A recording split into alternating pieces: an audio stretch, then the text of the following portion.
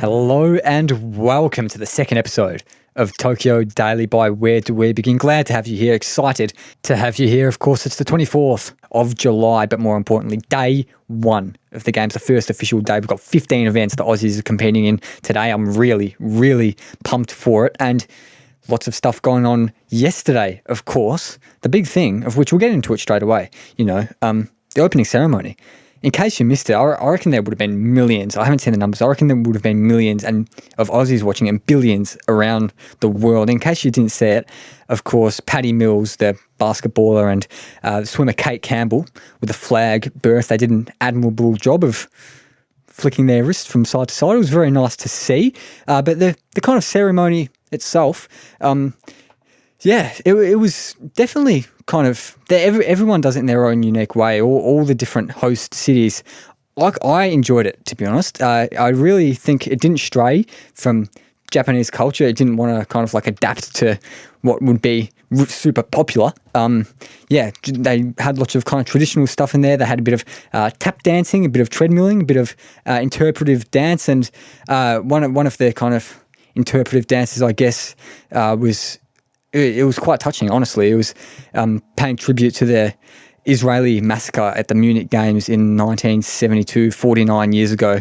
And there was a moment of silence for that, and they told everyone around the world to stand up, which was, I thought it was really well done, despite obviously the tricky circumstances. Not much of a crowd, maybe a couple thousand delegates and officials, including, of course, Anastasia Palaszczuk, the Queensland Premier, and some others. Jill Biden, Joe Biden's wife, was there as well, if you didn't hear. But a little stat I heard during the opening ceremony from Bruce McAvaney, of course, from the Channel 7 broadcaster here in Australia.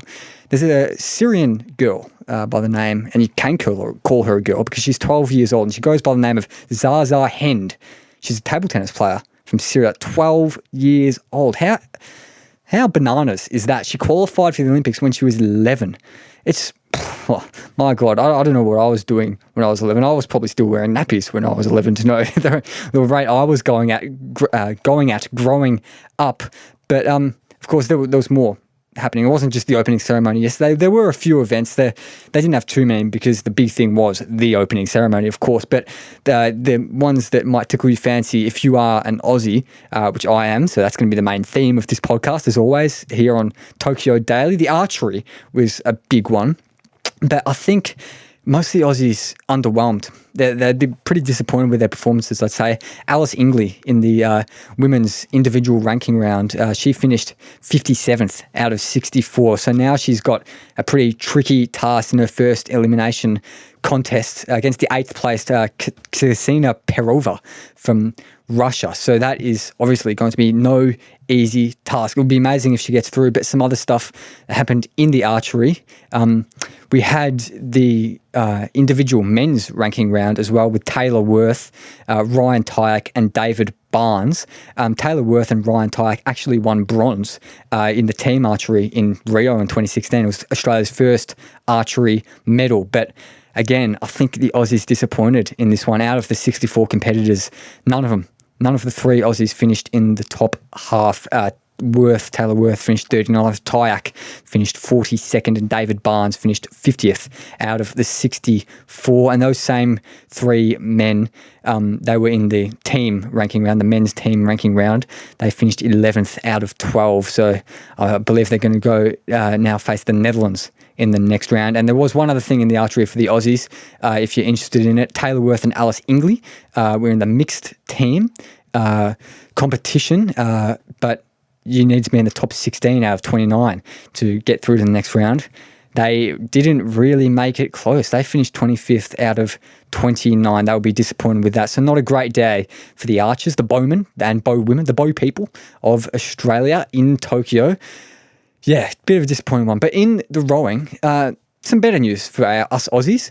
The men's quadruple sculls, they finished second in the heat to qualify for Tuesday's final. So that is a potential gold medal, a potential medal that we could see on Tuesday. Of course, Jack Cleary, Caleb Antill, Cameron Griddlestone and Luke Letcher. And there were a couple of other things in the rowing, of course. The women's double sculls, they finished third in their heat. So they're into the semi-final on Monday. And the women's quadruple sculls team, they finished fourth in the heat. So they didn't make it straight through to the next round. But they're actually going to go into what's called a repage, which is on Sunday. And it's basically the best of the rest, and the best of those competitors make it into the next round and will remain in medal contention. Of course, there was one other sporting event, very, very important to the Olympics.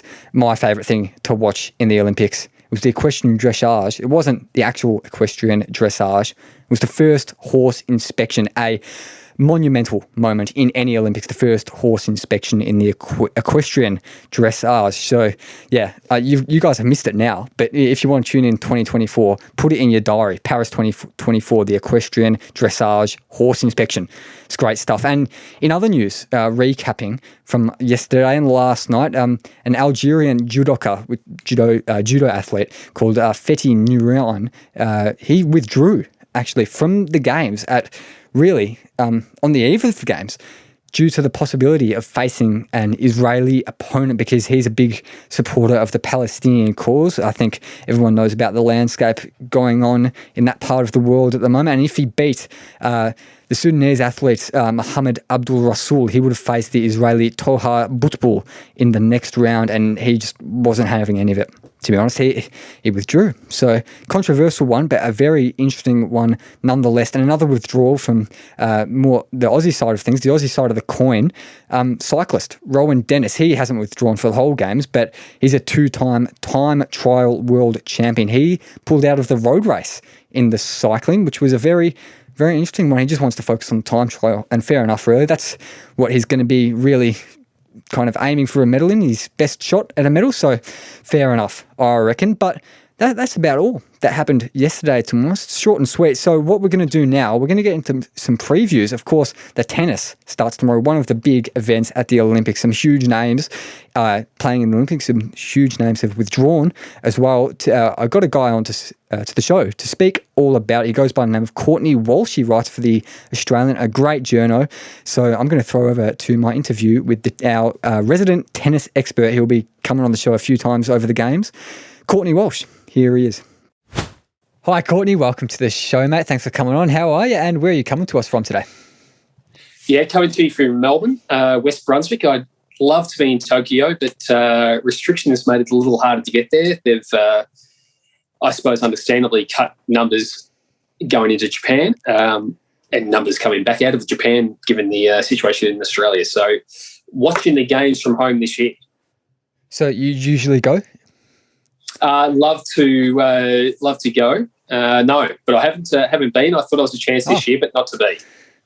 Yeah, unlucky. Hopefully Paris 2024, but we'll get straight into it. Absolutely. Talk a bit about the previews. So the big one for the Aussies, Ash Barty, fresh off a Wimbledon win, winning the final against Karolina Pliskova, of course. So, of course, it's going to be a tricky run, as always, for everyone, for her to get a medal even. So tell us a bit about her field in the women's singles. Yeah, there's been some conjecture around. I noticed even some of my newspaper group saying that it was the top seed, the Wimbledon champion, arriving in Japan to take home the gold. It's a very strong field. We miss Venus Williams, Serena Williams, the first time, I think, since 96 Atlanta that they haven't been in the Olympics. Another couple of Americans, Kenin and Coco Gauff, are out.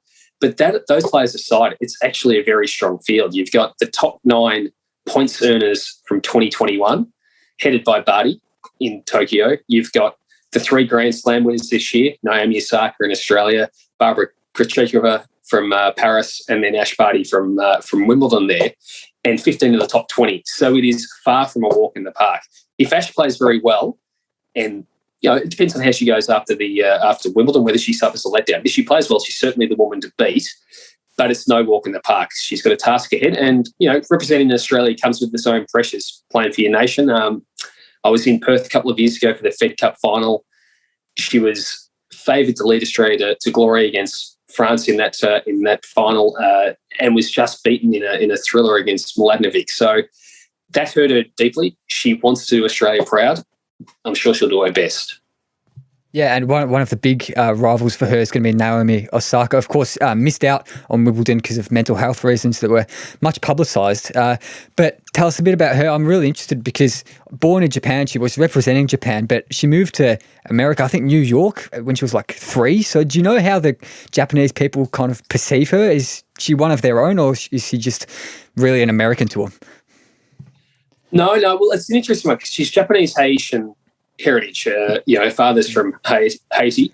Spent a little bit of time in New York, but mainly based in Florida, where she played a lot of her tennis all the way through. Didn't play a lot of junior tennis, but when you're with Japan and American citizenship, you need to make a call on your citizenship, I think, by 22. And she made that call to represent Japan, based on her heritage.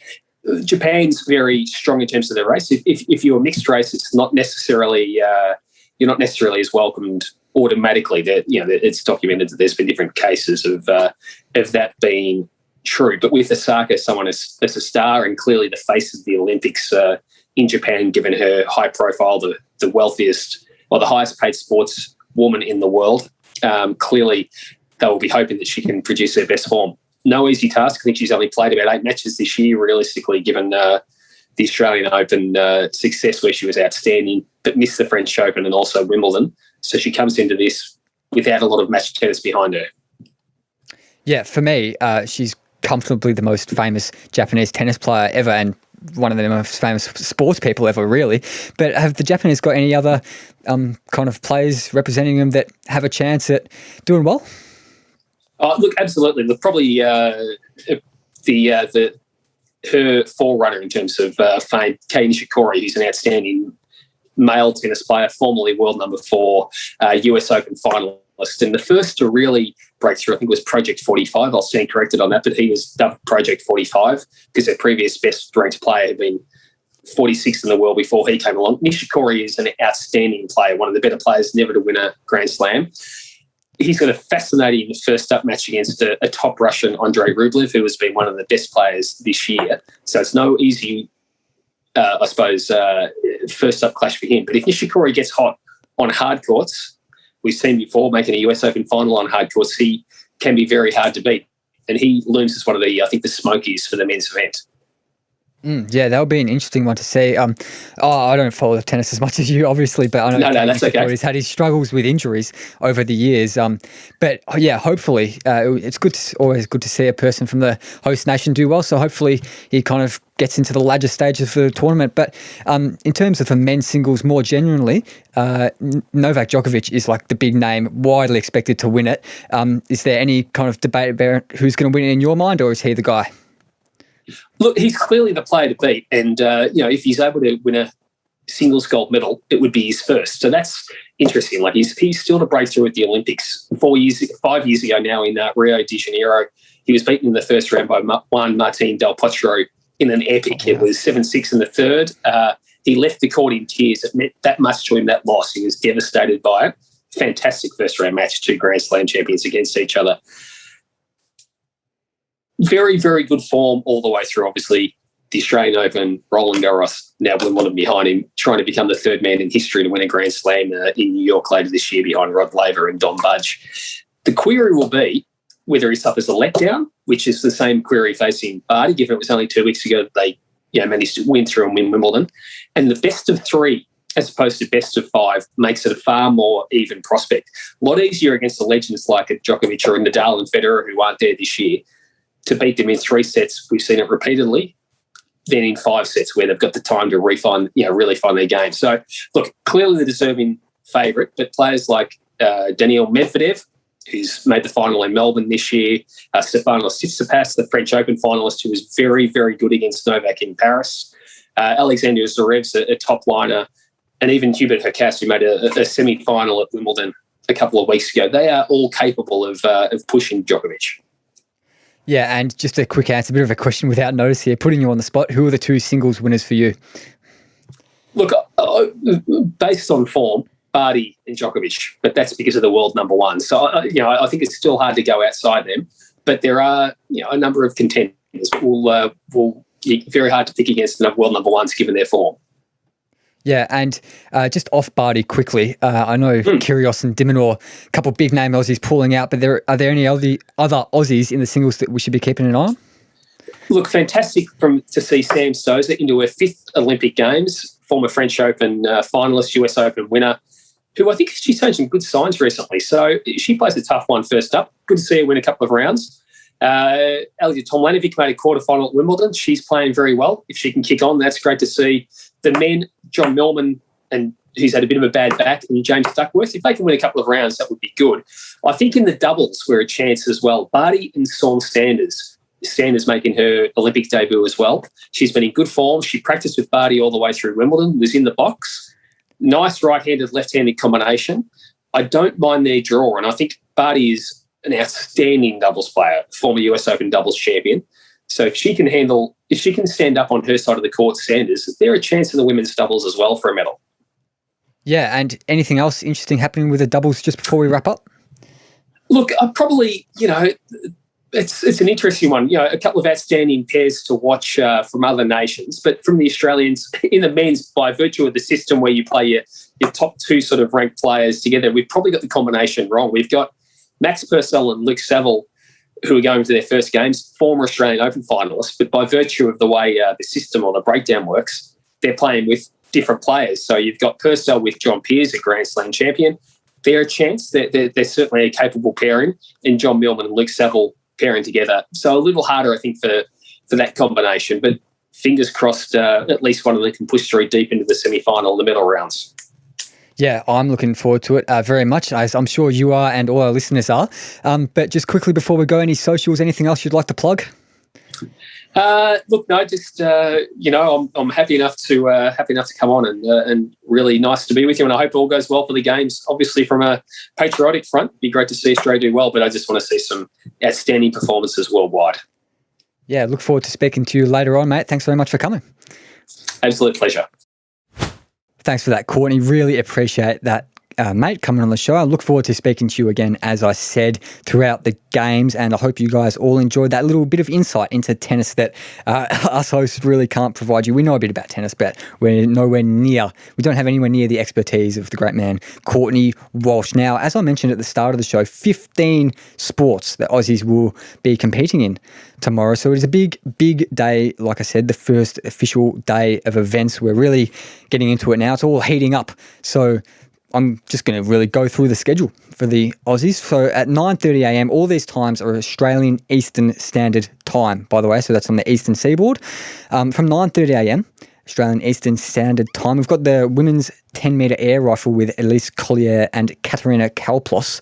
And then later on in the shooting, we've got the men's 10-metre air pistol with Daniel Repiccioli, who, pardon the pun, but he's a big gun and he will be, gunning for a medal, really. And just after that, from 10 a.m, we have got the table tennis. So we've got all 6 members of the Australian table tennis team, including Jianfeng Lei at her 6th Olympics, which is really amazing.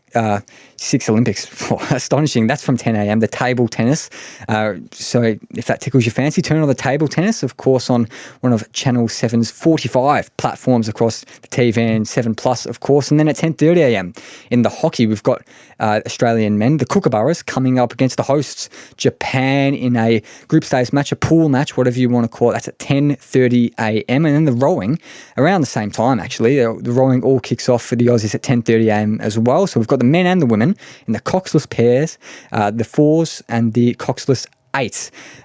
And of course, you guys might have been keeping a bit of an eye on the softball already, because the Aussies have played 2 games, got hammered by Japan, really, but beat Italy, looking to make it 2 in a row, a bit of a streak against Canada at 11 a.m. That's the softball, the Aussie Spirit, the women, of course, because there's no softball for men in these Olympics. And then 12 p.m, big one, Ash Barty. Not in the singles, not quite as big as it could be, but in the doubles with Storm Sanders. Courtney actually mentioned that Ash and Storm are a really good chance for a medal in the doubles. Ash is a great doubles player, he said, and they're coming up against local favourites, Nao Hibino and Makoto Ninomiya from Japan. That's at midday, Australian Eastern Standard Time. So come on, Ash Barty. I'm really looking forward to that one. And around the same time, 12 p.m, we've got some Aussie representation in the men's road race in the cycling. Of course, about 40 minutes later, 12:40 p.m, we've got actually all 4 of the Aussie badminton team. They're in action in the badminton. I don't mind a bit of badminton, to be honest. Yeah, let me know what you guys think of the badminton. I like watching it. It's really, really good to watch. But then about an hour later, 1:40 p.m, this guy is everyone at the games is an astonishing athlete, but this guy is just the dedication he's got to his sport, and this guy's incredible. Safwan Khalil is coming up against a Thai Taekwondo athlete, Ramnarong Sawakihari, in the Taekwondo round of 16 at 1:40 p.m. So, that will be one to keep your eye on as well. Check your guides for wherever that is being aired. And then at 3:30 p.m, bit of a gap between these two ones. We've got gymnast Tyson Bull. He finished 7th in the 2019 World Championships in the horizontal bar. So he'll be trying to get in the top 3, of course. Gunning for a medal from 3:30 p.m. in the gymnastics, Tyson Bull, our Aussie gymnast. And then I mentioned the dressage equestrian before, from 6 p.m. Our Aussies, we're going to be able to see some Aussies in action from 6 p.m. in the equestrian dressage, and 6:30, a huge event. Matildas. This is, if they win, they're basically through to the next round. Pretty much confirmed, I reckon. If they're through to the next round, if they beat Sweden at 6:30 p.m, no easy task, of course, because if you listen to the last episode, if you've been keeping an eye on it, Sweden knocked off the world number 1, the US, 3-0 just a couple of days ago. So that is a huge clash from 6:30 p.m. Definitely one to watch. And of course, the big event for most Aussies here in this country, the swimming. We've got some heats from between 8 and 10:30-ish. So that's including the 100-meter freestyle, 4x100-meter freestyle, sorry. The relay team for the women, that one's at 10:15 p.m. So, definitely keep your eye on that. Those Aussie women in the 4x100-meter freestyle, their world record holding. So that's going to be big. And then to wrap it up, the men's beach volleyball, Chris McHugh and Damien Schumann against Norway at 11 p.m. Australian Eastern Standard Time. I said that wrapped it up, actually, but a bit earlier on in the day, one of our own here at Where Do We Begin, from episode 47, Lena Mihailovic and her Aussie Stingers. Her dad actually coaches the team, if you listen to the episode. Her dad, Predrag. The Aussie Stingers, the water polo team in the women's water polo, they're taking on Canada at 3 p.m. And if you're watching this, listening to this, wherever you're viewing this or listening to this, you can actually see Lena Mihailovic's goals and the team's goals for the Olympics. We put a bit of an excerpt. We uploaded that to the podcast page. That's about it for the events we've got today. So, great stuff happening. But of course, every day during these Tokyo Daily episodes, we've got a bit of a question of the day. So the one today, give me an answer in the comments on YouTube, or tag us on Twitter or on Instagram, wherever you are.